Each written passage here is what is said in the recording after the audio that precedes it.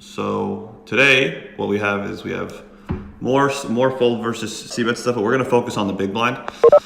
And this is, can't think of the word. This is kind of being drawn out from some of the database analysis stuff I've done. I just see a lot of people who have fold to c-bet that's still too high. I know I've talked a lot about it. I know some of you are probably sick of hearing it. I know someone like Allison doesn't really have this problem. So, but nonetheless, a lot of you still do. A lot of the guys in the stable are folding versus way too many c-bets, and when I explain the way that the MDFs and the math work, it's not good enough.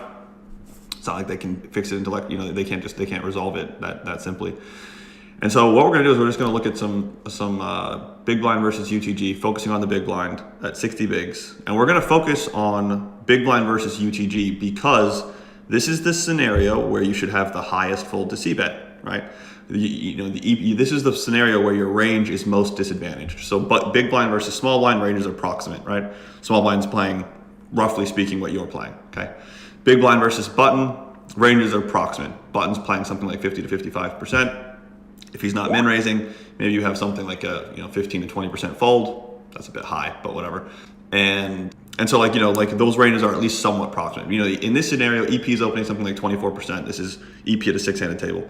EP is opening something like 24%, and you're still playing 60% plus. So ranges are not so proximate here. Okay, so this is the scenario, big blind versus EP. This is the scenario where we would expect to see the most folding, and as a result, your big blind fold versus c-bet should be lower than whatever this number produces, right? So I like using the constraints, trying to find the lower bounds, trying to find where's the pain point that's going to be the highest, so that we can infer from there where we should go.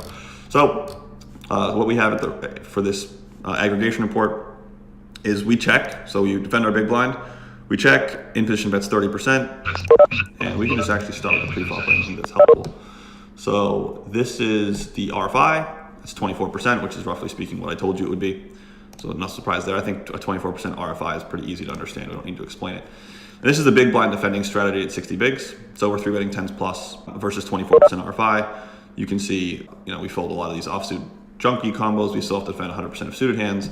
And so these two ranges are obviously not proximate, right? We're defending 56%. He's opening 24. If anything, this is going to be the scenario where we fold a lot relative to, we defend 80 and the button opens 50 something, 50 plus or whatever. So